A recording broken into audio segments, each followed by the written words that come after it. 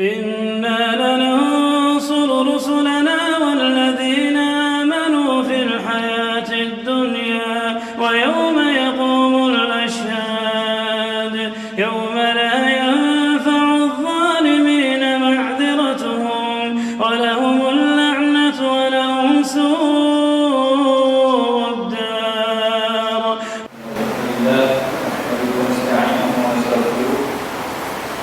ونعوذ بالله من شرور أنفسنا ومن سيئات أعمالنا من يهده الله فلا مضل له ومن يضلله فلا هادي له أشهد أن لا إله إلا الله وحده لا شريك له وأشهد أن محمدا عبده ورسوله الذي لا نبي بعده اللهم صل وسلم على محمد وعلى آله وصحبه أجمعين. أما بعد فيا عباد الله اتقوا الله حق تقاته ولا تموتن إلا وأنتم مسلمون. Kaum muslimin sidang jamaah pengajian yang dimuliakan oleh Allah Subhanahu wa taala. Segala puji bagi Allah Subhanahu wa taala yang telah memberikan nikmat yang besar kepada kita sehingga kita hingga pada hari ini memiliki kesempatan dan kesehatan untuk bertafaqquh di untuk memahami agama Allah Subhanahu wa taala.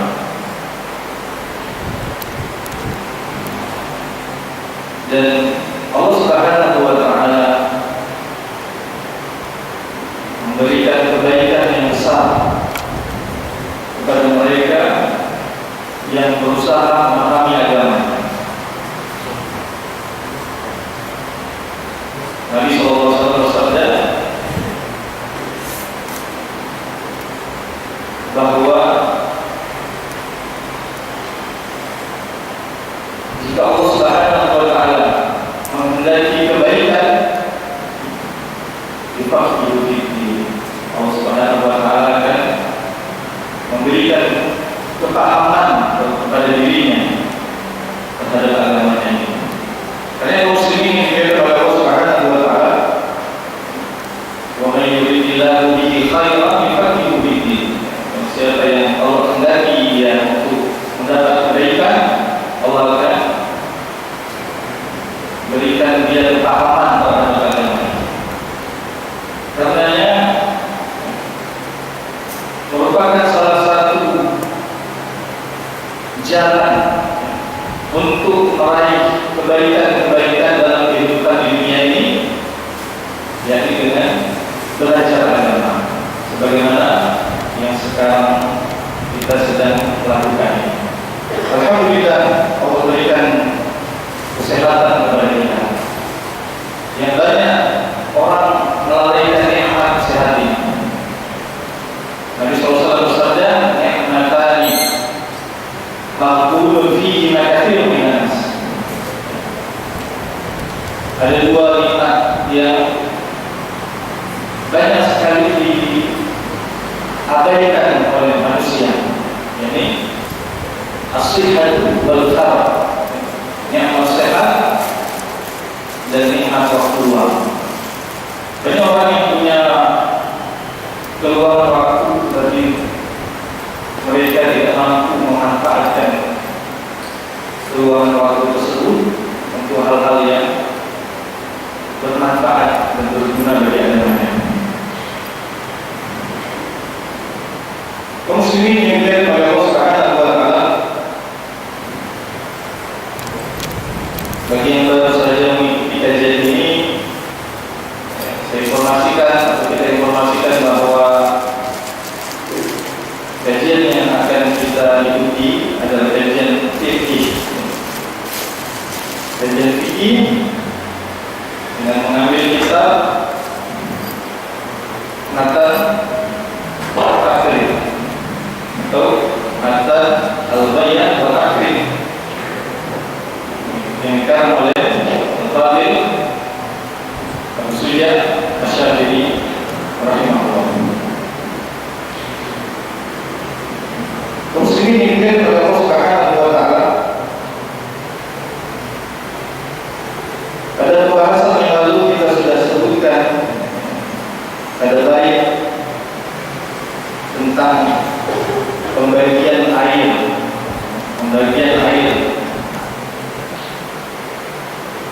Abu Sufyan membagi air menjadi 4 bagian atau 4 macam. Yang pertama, tahirun mutahhirun ghairu makruhin, air suci yang bisa menyucikan atau air suci lagi menyucikan, ghairu makruhin, yang tidak makruh digunakan. Karena nanti ada air suci lagi menyucikan tapi dia makruh. Air suci yang menyucikan dan tidak makruh digunakan apa itu? Wa huwa al-ma'ul mutlaq, yakni air yang mutlak. Air mutlak maksudnya adalah air yang disebutkan oleh Abu Sufyan pada bait pertama yang kemarin, yang ini pembagian air menjadi 7 macam air. Air mutlak. Dan dalil yang digunakan oleh para ulama dalam mazhab Syafi'i adalah firman Allah Subhanahu wa taala, wa yunazzilu 'alaikum minas sama'i ma'an liyutahhirakum. Allah Subhanahu wa taala turunkan air, al-ma', minas sama', dari langit. Ma'un disebutkan di ayat ini itu disebut dalam bentuk nakirah, dalam bentuk nakirah. Paham ya? Nakirah itu bentuk plural. Nakirah disebut oleh Allah Subhanahu wa taala dalam ayat ini dalam bentuk plural. Artinya air apa saja? Air langit, ya. Dari langit itu air, ya. Air yang mutlak, ya. Memang disebut air, tidak ada tercampur padanya. Ini yang disebut dengan air mutlak, tidak ada yang tercampur di air tersebut. Maka air di dalam air ini disebut dengan bentuk nakirah, ya. Dengan bentuk plural, tidak disebut dalam bentuk ma'rifah, ya. Kalau yang sudah belajar bahasa Arab, insyaallah paham. Ini dalil yang pertama.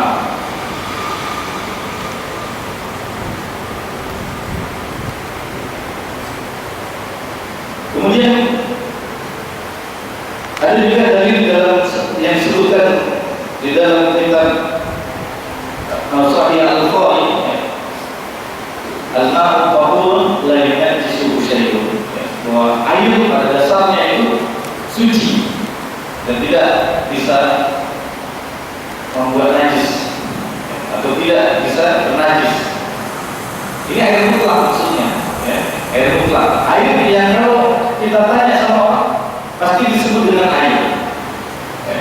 Karena nanti ada air yang sudah bercampur, yang kalau kita tanya dengan orang itu bukan air lagi, misalnya teh, ini sudah bercampur, maka tidak disebut air yang sudah bercampur dengan teh itu sebagai air mutlak, ya.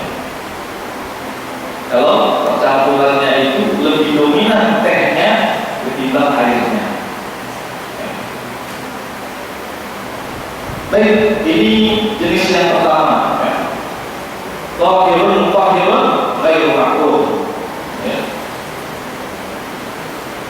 Kemudian ada jenis air yang kedua, tahirun mutahhirun makruh, ya. Makruh.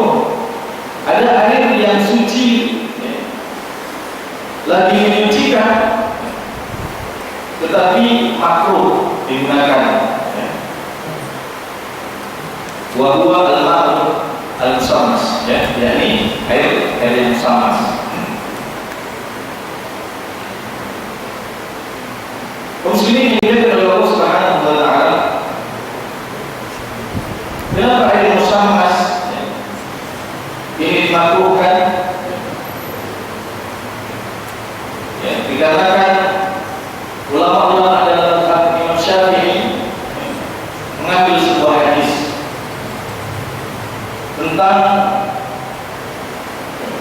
akibat dari memakai air yang dipanaskan oleh sinar matahari, yakni yang dapat menyebabkan penyakit lepra.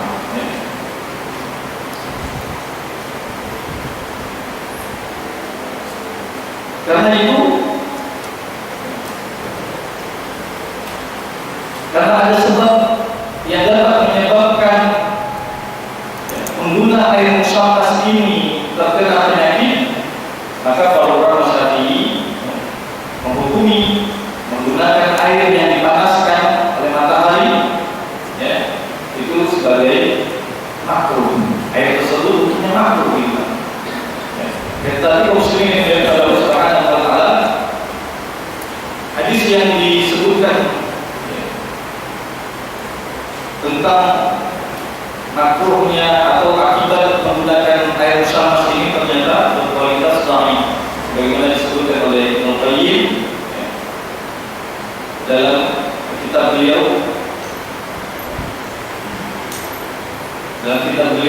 Ad-Dha'ifah atau Al-Mawdu'ah, ada disebutkan bahwa hadis-hadis yang menyebutkan bahwa menggunakan air musammas itu dapat berakibat penyakit lepra, ini derajatnya dhaif, lemah.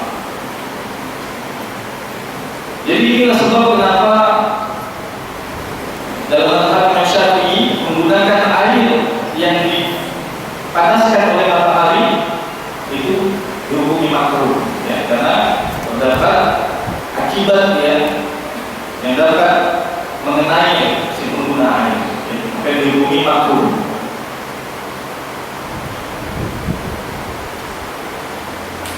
Kemudian muslimin yang oleh Allah Subhanahu wa Ta'ala, air yang selanjutnya tahirun ghairu mutahhir. Tahirun ghairu mutahhir, air yang suci tetapi tidak menyucikan. Wa huwa al-ma'ul musta'mal. Ini adalah air musta'mal, air yang sudah dipakai untuk membasuh anggota wudu. Dan kitab syarah dari Matan Takrib ini seperti Kifayatul Afyal dijelaskan ini, bahwa yang makruh atau yang musta'mal itu dikatakan musta'mal itu ketika air bekas pembasuhan pertama dari anggota wudu. Karena dalam mazhab Syafi'i yang wajib dalam wudu itu adalah basuhan pertama, yang kedua dan yang ketiga itu sunnah. Maka dikatakan air musta'mal menurut mazhab Syafi'i pada basuhan pertama.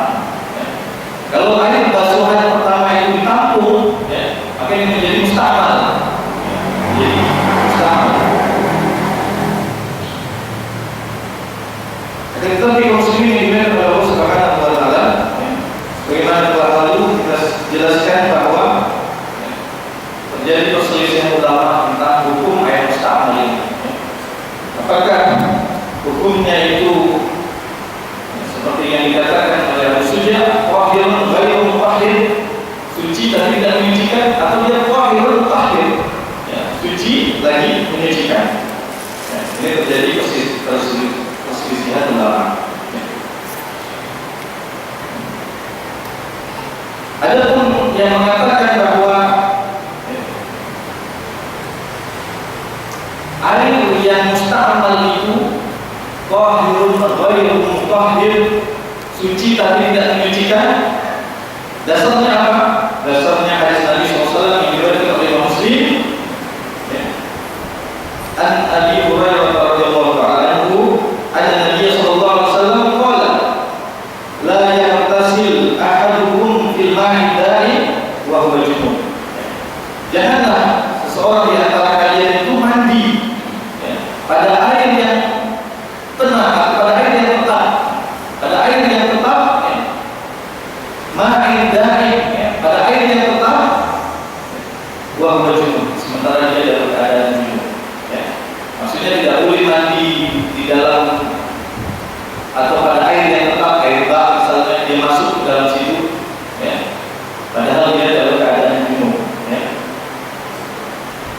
Faqalu ya Abu Hurairah, kaifa yaf'al? Orang-orang bertanya kepada Abu Hurairah, wahai Abu Hurairah, jadi gimana cara mandinya? Maka Abu Hurairah mengatakan, menjawab, ya tanawaluhu tanamulan. Hendaklah seseorang itu menciduknya, menciduknya untuk mandi. Jadi tidak boleh berendam di tempat air yang diam sementara dia dalam keadaan junub. Hadis ini digunakan sebagai dalil bahwa air musta'mal itu nggak boleh dipakai untuk bersuci. Tidak bisa dipakai lagi untuk bersuci. Orang yang sudah mandi pada satu bejana atau satu bak, mandi dia dengan menceburkan diri, maka air ini tidak bisa digunakan lagi. Jadi bagaimana juga orang yang Hurairah, tidaklah seseorang itu yang sedang berjunub mandi dengan menciduknya. Ini sebagai dalil bahwa air musta'mal itu hukumnya tidak suci, tidak bisa menyucikannya. Dia suci, tapi tidak bisa menyucikan.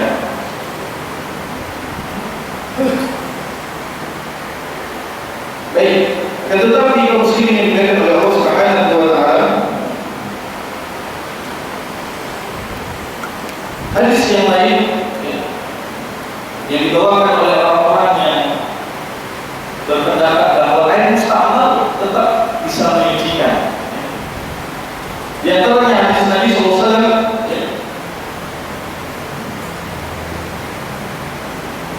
di sini disebutkan Nabi SAW karena idza tawadda'a kanu yaqtataluna 'ala al-wudu.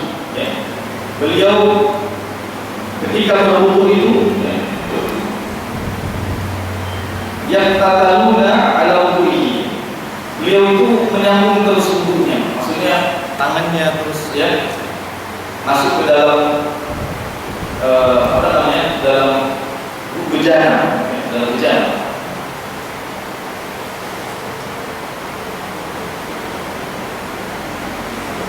Kemudian ada juga hadis yang lain yang dibawakan dari Ummu Salamah bahwa Nabi SAW pernah mandi pada bejana itu dan pernah berwudu pada bejana yang digunakan mandi oleh Ummu Salamah. Dan hadis ini banyak sekali versi matanya yang menjadi pegangan bagi orang-orang yang berpendapat bahwa air musta'mal itu tetap suci, tetap suci. Tidak ada yang bisa membuat dia itu menajis. Sebagaimana hadis yang umum, Al-ma'u tahur la yunajjisuhu syai'. Baik, ini perincian dalam masalah air musta'mal.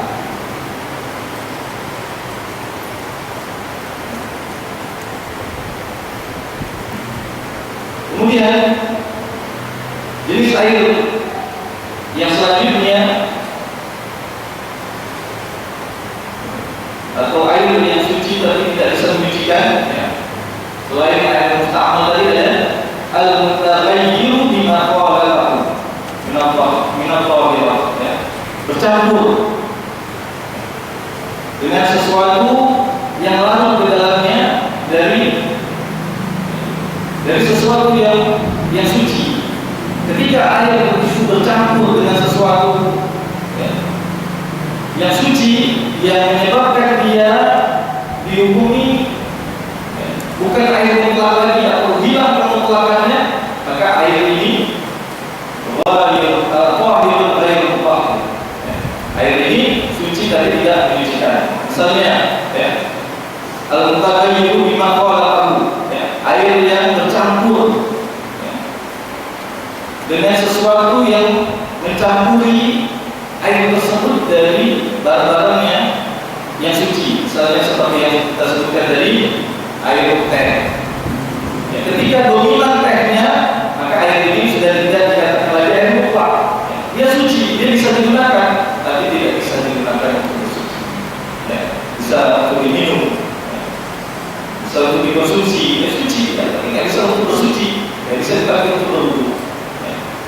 Kemudian air sabun misalnya, yang dominan kadar sabunnya, ya. Kemudian air yang bercampur dengan lumpur, yang dominan lumpurnya, ya. Dominan lumpurnya, sehingga tidak dikatakan lagi air.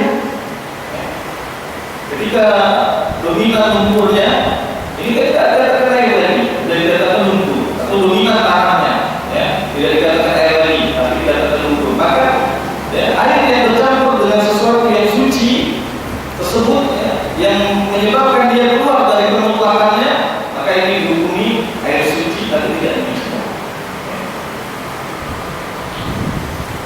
Misalnya ada sungai di dalam rumah yang airnya begitu keruh, misalnya airnya begitu keruh, bercampur dengan tanah, bercampur dengan daun-daunan, ya. Kalau dia masih, ya, kadar airnya itu masih lebih dominan ketimbang campurannya, ya, maka ini dihukumi seperti air mutlak, ya. Dia suci dan dimisahkan. Tapi kalau lebih dominan campurannya, maka ini suci tapi tidak suci. Kemudian air yang jenis selanjutnya, wa ma'un najisun, ya, ini air najis. Air najis maksudnya, ya, air yang tercampur padanya najis. Ini disebutkan, ya, dalam bait selanjutnya, wa huwa allazi halal fihi najasa. Ya, ini air najis itu adalah air yang halal fihi najasa, air yang masuk ke dalamnya, ya, atau jatuh dalam air tersebut najis. Misalnya apa? Misalnya kotoran cicak.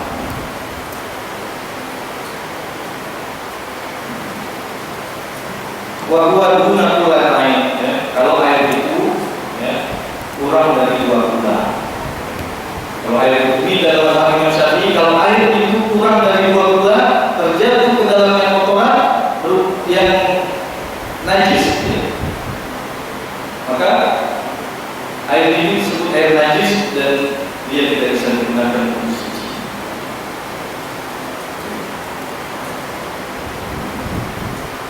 Dalilnya apa?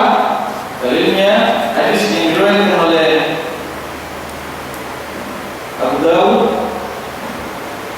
At-Tirmidzi dan yang lainnya dari Abdullah bin Umar radhiyallahu anhu, qala sami'tu Rasulullah sallallahu alaihi wasallam wa huwa yus'al 'anil ma' yakunu bil khala' min al-ard wa ma yanubuhu min as-sada' wad dawa' fa qala idza kana al-ma'u kullatayn lam yahmilu khabath. Atau dalam riwayat yang lain disebutkan fa'innahu la yanjus. Jadi Abdullah bin Umar radhiyallahu ta'ala anhuma berkata, kepada Rasulullah SAW, ketika ditanya tentang air yang ada di sebuah khala, air yang ada di di sebuah khala, di tanah yang luas itu, yang di sana minum banyak hewan dan dawa, ya, dan banyak mandi hewan-hewan. Maka Nabi SAW menjawab, "Idza kana ma'u kullatayn lam yahmilu khabas." Kalau air itu lebih dari, kalau air itu mencapai 2 bulan, ya, maka dia tidak menanggung sedikit pun khabas, kotoran. Ini dalil bahwa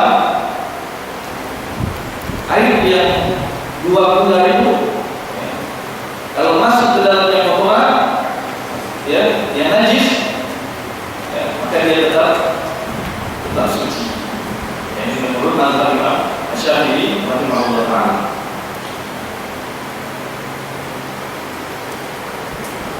Adapun, ya,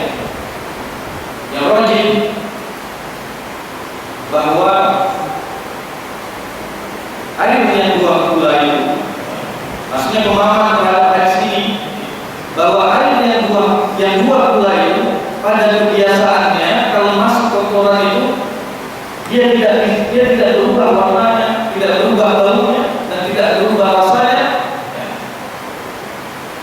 Kebiasaannya seperti itu. Kalau airnya 2 gram lebih. Ini menurut pemahaman para ulama terhadap hadis ini.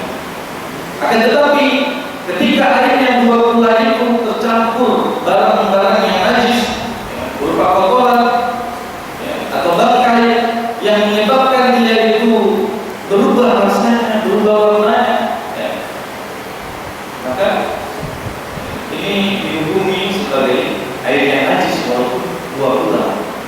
Misalnya ada air di bak masjid ini yang masuk ke dalamnya bangkai, kemudian berubah air itu, warnanya, baunya, dan rasanya, maka walaupun 2 gram dia tetap najis karena sudah berubah warna dan rasanya atau baunya. Jadi pemahamannya seperti itu. Bukan artinya kalau sudah 2 gram, kalau masuk ke dalamnya bangkai atau kotoran yang najis, dia tidak berubah statusnya, dia tetap menjadi suci. Dia tidak seperti itu pemahaman. Pemahaman yang sahih adalah biasanya air yang 2 gram itu kalau masuk ke dalamnya kotoran, lam yahmilu al-khamas, dia tidak akan menanggung kotoran tersebut. Tapi kalau dia berubah, maka berubah statusnya. Seperti itu.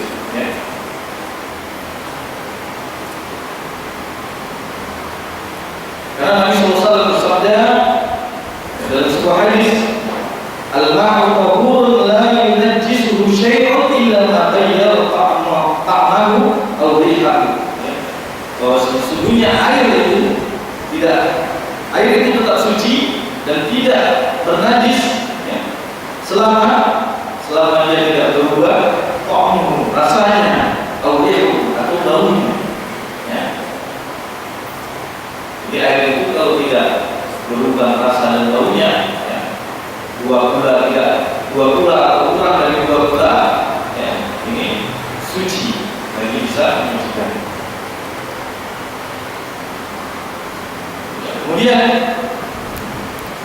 wal kullana kamsumi'atin ridlin ba'da li takriban fil asal.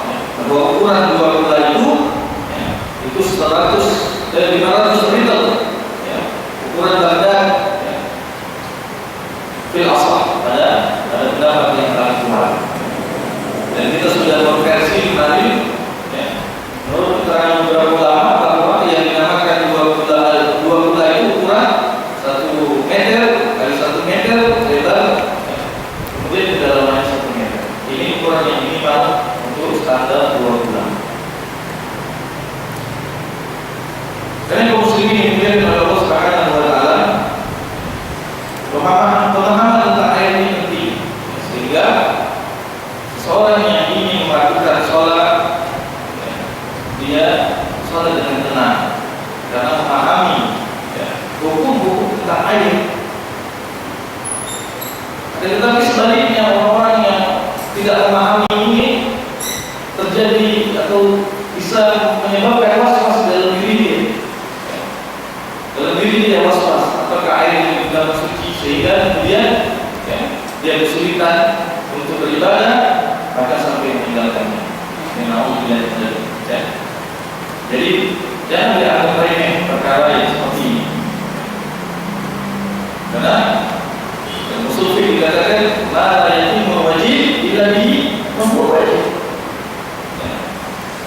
Sesuatu yang tidak sempurna karena sesuatu, maka menuntut sesuatu ini, yang kedua ini, hukumnya wajib. Misalnya sholat, kalau sholat ini wajib, dan sholat ini harus ditegakkan dengan taharah, maka menuntut ilmu tentang taharah juga wajib. Itu wajib. Kemudian muslimin yang dimuliakan oleh Allah Subhanahu wa taala, kita lanjutkan fasal wa juludul maitah tahuru bittiba, bahwa kulit maita, kulit bangkai tahuru bittiba, ya, dia itu bisa suci dengan sama. Illa, kecuali jildal kalb wal khinzir, kecuali kulit anjing dan kulit babi. Kulit anjing dan kulit babi, serius pun kita menyamarnya, ini tidak ada pernah suci. Tidak ada pernah suci. Tapi kulit bangkai yang lain, kulit beruang misalnya, kulit lembu, kulit sapi dan sebagainya, ini bisa suci. Bisa suci dengan sama. Tapi kulit anjing dan kulit babi itu tidak akan bisa suci walaupun sama. Wa ma tuwallada minhuma aw min ahadihima, ya. Dan tidak pula anak dari keduanya ini. Anak dari keduanya, misalnya anjing dengan anjing beranak atau anjing dengan babi, ya, ada anak, ya. Anak dari anjing dan babi ini, ya, apakah itu lahirnya anjing lagi atau babi lagi, ya, ini juga tidak bisa disucikan kulitnya, ya, walaupun dengan sama. Atau min ahadihima, atau anak dari salah satunya, misalnya ada anjing dengan kambing, ya, ini melakukan perkawinan dan melahirkan seekor anak kambing, ya. Ini juga tidak bisa disucikan. Atau anaknya anjing juga tidak bisa disucikan walaupun tidak sama, ya. Maka harus diperhatikan pergaulan dari kambing dan anjing.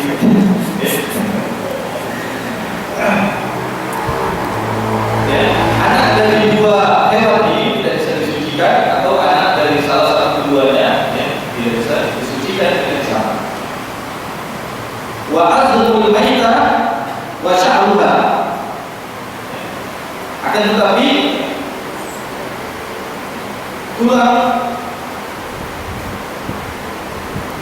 tulang bangkai wa sya'ruha dan bulunya itu najisun, itu najis, illa al-adami, kecuali tulang dan rambut manusia. Jadi tulang dan rambut dari bangkai, ya, itu najis, kecuali al-adami, kecuali tulang dan bangkainya, ya, seorang anak Adam, itu suci, ya. Tulang bukan bangkai, tulang dan rambut anak Adam itu suci, ya.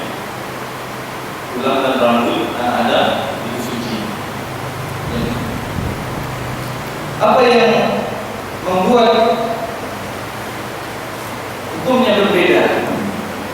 Tulang dan rambut maita, bangkai, ya, itu najis, sementara tulang dan rambutnya manusia itu suci. Ini firman Allah Subhanahu wa taala, "Wa laqad karamna bani Adam." Sungguhnya kami telah muliakan anak cucu Adam, ya. Atas dasar firman Allah ini, ya, maka tulang dan rambut anak Adam itu suci. Suci. Termasuk, ya, para ulama menghukumi spermanya manusia itu suci, berbeda dengan spermanya, ya, hewan, ya. Ini ada yang mengatakan bahwa sperma selain manusia itu najis, karena ada dijual itu, ya, mati gajah najis, ya. Ada, ya? Karena dia disamakan oleh para ulama, ya, dengan kotoran. Dan nanti ada perincian, ya, tentang kotoran hewan yang bagaimana, ya, yang najis dan bagaimana yang tidak najis. Karena kaum muslimin yang dimuliakan oleh Allah Subhanahu wa taala, Selain dari ayat tadi, para ulama juga menjadikan sebuah hadis Nabi SAW tentang sucinya sperma manusia itu, yakni hadis tentang Nabi SAW pernah mengeluh atau mengeri sarung beliau yang terkena sperma. Ini menjadi dalil bahwa sperma manusia itu suci. Tetapi yang lainnya, sperma yang lainnya ini masuk ke dalam najis.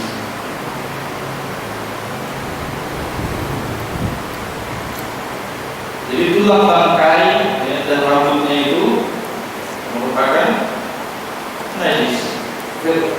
Dalilnya apa? Dalilnya firman Allah Subhanahu wa taala, "Hurrimat 'alaikumul maitah." Hurrimat 'alaikumul maitah. Diharapkan atas kalian bangkai.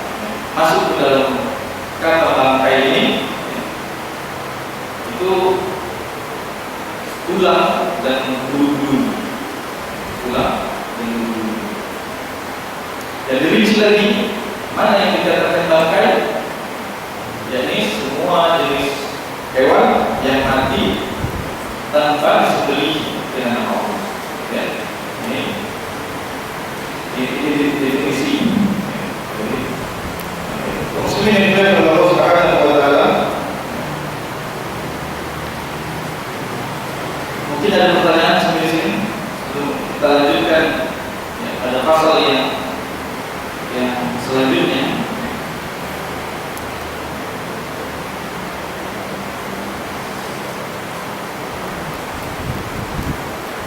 Ada pertanyaan? Mungkin untuk hari ini kita telah bisa sudahi ada beberapa kegiatan yang perlu kita persiapkan.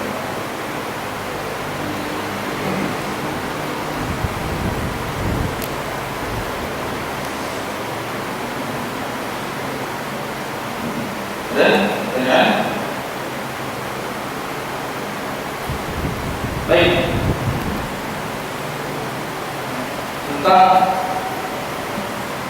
air yang bercampur dengan sesuatu, ini dibedakan oleh ulama. Ada air yang bercampur yang tidak bisa dipisahkan, khawalah, atau mukhalid, dia bercampurnya tidak bisa dipisahkan. Ada yang mujawir, ada yang bercampur tapi dia bisa dipisahkan. Ini punya berbeda-beda. Kalau dia tidak bisa dipisahkan, dari air tersebut, lalu tadi dilihat mana yang lebih dominan. Kalau dominan unsur tambahannya, maka ini air ini suci tapi tidak bisa dipakai untuk suci.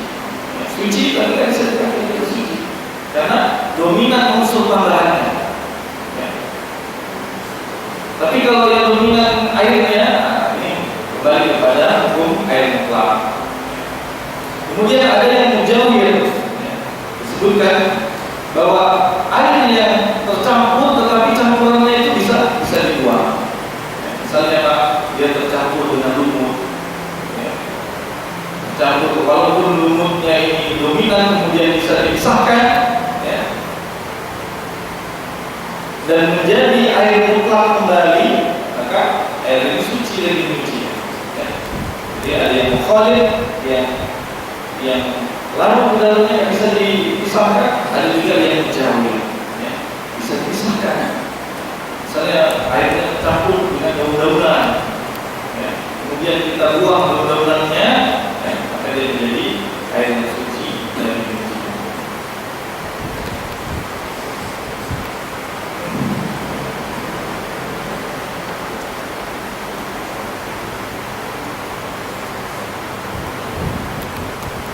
air yang bercampur itu di sini dijelaskan oleh ulama bahwa air yang bercampur dengan sesuatu yang tahir, yang suci, hukumnya masih disamakan dengan suci dan dinyucikan. Itu firman Allah Subhanahu wa taala, wa in kuntum marda aw ala safarin aw jaa ahadun minkum min al-ghaid aw lamastum nisa falam tajidu ma'an fatayammamu sa'idan thayyiban. Di sini Allah Subhanahu wa taala berfirman, fa in kuntum marda, jika kalian dalam keadaan sakit atau safar, atau datang kepada seseorang kalian itu minal ghaid, atau karena bersentuh dengan wanita, falam tajidu ma'an, dan dia tidak menjumpai ma'an, air di sini disebutkan dengan bentuk nakirah juga, dengan bentuk nakirah, dengan bentuk plural, sehingga maksud dari air di sini itu air yang kadar airnya itu lebih dominan dari yang mencampuri. Di sini para ulama yang menjelaskan atau menjadikan ayat ini sebagai dasar dari ayat mutlak. La farqa bainal ma' al-khalis wal makhluk, yang tidak ada perbedaan antara air yang khalis, air yang murni, maupun air yang tercampur. Kalau dari ayat ini, kalau dilihat dari ayat ini tidak ada perbedaan antara air yang khalis, air yang murni, maupun air yang tercampur. Jadi yang campurannya itu tidak dominan.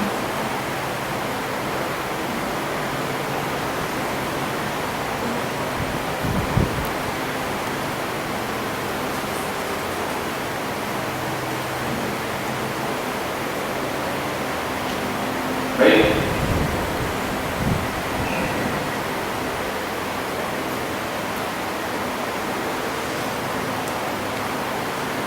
Kemudian para ulama juga menyebutkan pembahasan di sini dalam syarah dari kitab Al-Tahrir ini, yakni jika air tersebut dijilati, yang dijilati oleh hewan yang suci, maka airnya tetap suci lagi menyucikan. Karena ada pembahasan tentang jilatan anjing. Karena ada pembahasan tentang jilatan anjing, maka jilatan hewan selain anjing ini suci. Karena ada pembahasan pada hadis Nabi SAW. Ada Nabi SAW qala tahur inna ahadukum idza wulida fihi al-qalb ay yaghsiluhu sab'a marratin aw lahunna bi-turab. Nabi SAW bersabda, sucinya bejana seseorang di antara kalian jika dijilati oleh anjing, bahwa dia membasuh jilatan tersebut sab'a marratin, yang 7 kali. Awaluna itu yang pertama itu, basuhan pertama itu dengan tanah. Jadi karena hadis ini juga para ulama menyebutkan bahwa jilatan hewan selain anjing ini suci. Jilatan hewan selain anjing ini suci. Baik dia menjilat pada air maupun ada benda-benda lain. Dan kemudian kita melihat ada bejana atau ada bak yang dijilat oleh sapi, lembu, kambing dan sebagainya dari hewan-hewan yang suci, dari hewan-hewan yang bukan najis. Kemudian airnya itu dihukumi najis, karena sudah dijilat misalnya oleh lembu, dibuang semua air yang ada di tiba atau di leher. Padahal jilatan hewan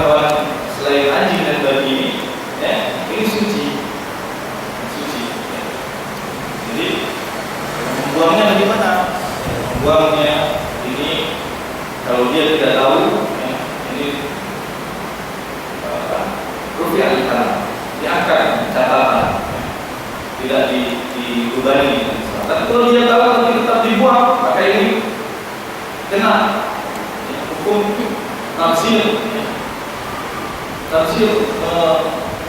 membuang-buang sesuatu, membuang-buang secara mubazir sesuatu, masuk air. Karena yang muslimin ini adalah Allah Subhanahu wa Ta'ala. Para ulama selalu menegaskan tentang hendaknya kita hemat dalam penggunaan air. Hendaknya hemat dalam penggunaan air, walaupun sedang keadaan air melimpah dulu. Karena Nabi SAW dalam sebuah hadisnya mensifati orang yang israf itu, orang yang berlebihan itu dapat terjadi walaupun dia sedang berwudu di sungai. Walaupun dia seseorang yang berwudu di sungai, israf itu berlebihan dalam berwudu itu bisa terjadi walaupun dia di sungai. Artinya apa? Artinya misalnya yang membasuhnya itu 3 kali, tapi dia kemudian israf, lebih-lebihkannya, membasuh kepalanya ini misalnya, cukup dengan seperti yang dicontohkan Rasulullah, tapi dia israf, merasa kurang, menceburkan kepalanya, ini israf, walaupun di dalam sungai. Dan yang kita memperhatikan hal ini, dan saya kira kita semua sudah banyak tahu tentang amalan-amalan yang ditunjukkan oleh Rasulullah SAW dalam beribadah. Tapi mungkin bedanya dalam hal prinsip, dalam menjalankan apa yang diberikan oleh Rasulullah. Kita semua tahu misalnya bahwa disunahkan setelah sholat tarawih itu sholat rawatib. Tetapi masih banyak kita yang tidak punya prinsip. Padahal kita tahu, faedahnya tahu bahwa sholat sunnah rawatib itu akan menempel. Ibarat baju dia menempel, menambal.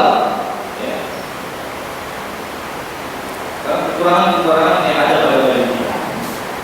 Kan kita tidak tahu berapa persen dari sholat kita itu yang diterima oleh Allah Subhanahu wa Ta'ala. Maka disebutkan dalam sebuah hadis bahwa seseorang yang sholat itu kadang mendapat pahalanya 1/10, 1/9, 1/8. Maka dengan sholat rawatib itulah akan menutupi kekurangan-kekurangan dari sholat yang wajib yang kita kerjakan.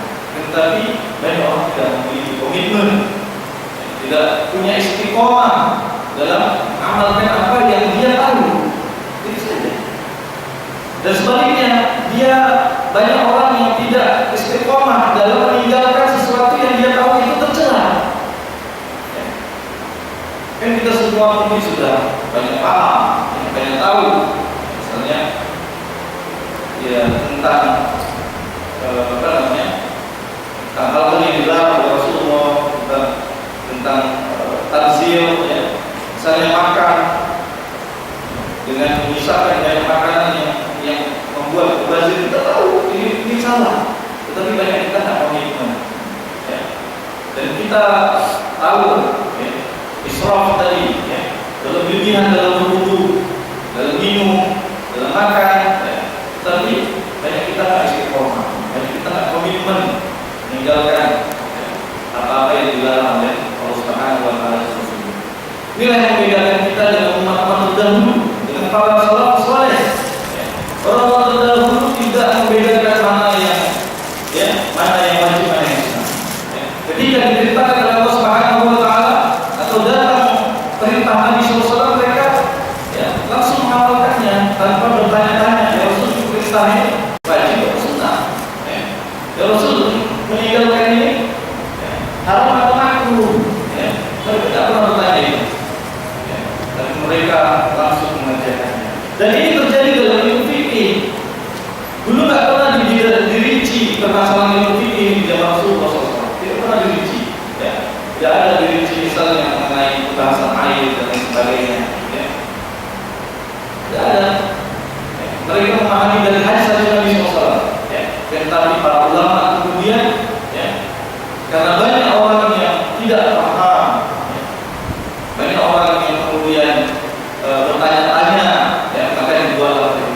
Indonesia.